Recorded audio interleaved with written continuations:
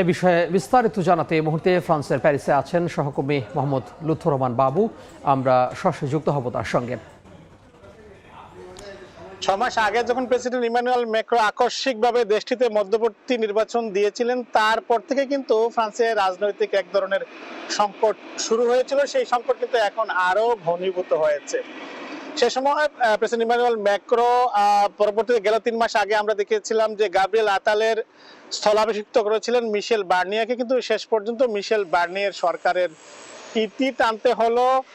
বিরোধীদের অনাস্থা প্রস্তাব পাশ হওয়ার মধ্য দিয়ে তার সরকার শেষ হয়ে গেছে। আপনারা দর্শকদেরকে জানিয়ে রাখি, এখানে যে এই প্রাক বাজেট যেটি আসছিল সেখানে একটি প্রস্তাবিত বিষয় ছিল যে সামাজিক সুরক্ষা বিল, সেই ইস্যুতে কিন্তু শেষ পর্যন্ত মিশেল বার্নিয়াকে সরে যেতে হলো এবং তিনি তার বিশেষ ক্ষমতা প্রয়োগের মাধ্যমে সংসদ সদস্যদের ভোট ছাড়াই তিনি সেই বিলটি সংসদে পাস করেছিলেন এবং তারপর বিরোধী শিবির থেকে অনাস্থা প্রস্তাব আনা হয় এবং সেই অনাস্থা প্রস্তাব পাস হলে মিশেল বার্নিয়ার সরকারের ইতি ঘটে। এখন আসলে দেশটিতে এক ধরনের রাজনৈতিক সংকট শুরু হয়েছে এবং ইতিমধ্যেই প্রেসিডেন্ট ইমানুয়েল ম্যাক্রো জাতির উদ্দেশ্যে ভাষণ প্রদান করেছেন এবং তিনি জানিয়েছেন যে খুব তাড়াতাড়ি আসলে নতুন প্রধানমন্ত্রী আবার নিয়োগ করা হবে। এবং আমরা দেখেছি মিশেল বার্নিয়ারে চলে যাবার পর দেশটিতে আনন্দ উল্লাস করা হয়েছে, মিছিল করা হয়েছে এবং সে সময় প্রেসিডেন্ট ইমানুয়েল ম্যাক্রোর পদত্যাগ দাবি করা হয়েছিল। তবে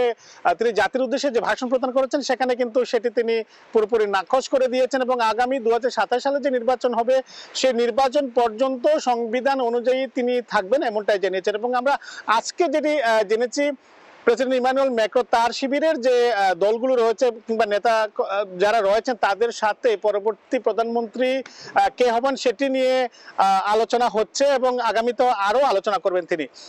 এবং ইতিমধ্যে কিন্তু বেশ কয়েকজনের নামও শোনা যাচ্ছে, তবে শেষ পর্যন্ত আসলে কে টিকে থাকবেন বা কিনি প্রধানমন্ত্রী হবেন এটি এখন পর্যন্ত আসলে নিশ্চিত করে বলা যাচ্ছে না।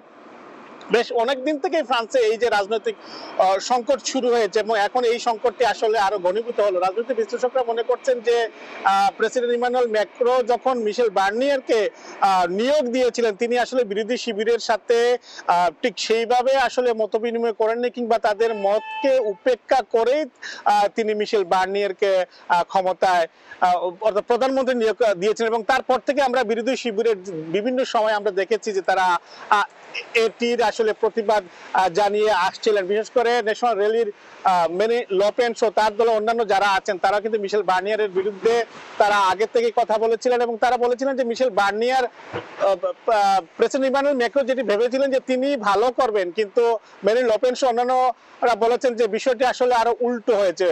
মিশেল বার্নিয়ার আসার পরে সেটি কিন্তু আরো খারাপের দিকে গিয়েছে এবং সর্বশেষ যেটি হলো সামাজিক সুরক্ষা বিল, যেটি যে বিলটি আসলে তিনি তার বিশেষ ক্ষমতা প্রয়োগ করেই সংসদে ভোট ছাড়াই পাশ করে নিয়েছিলেন, সেটি নিয়ে আসলে অনাস্থা প্রস্তাবের মধ্য দিয়ে তার সরকারের পতন ঘটলো। এখন দেখা যাক আসলে পরবর্তীতে ফ্রান্সের প্রধানমন্ত্রী কে আসেন। তো ফ্রান্সের প্যারিস থেকে এই ছিল এখন পর্যন্ত আমার কাছে সর্বশেষ। মোহাম্মদ লুৎফর রহমান বাবু যুক্ত হয়েছিলেন ফ্রান্সের প্যারিস থেকে।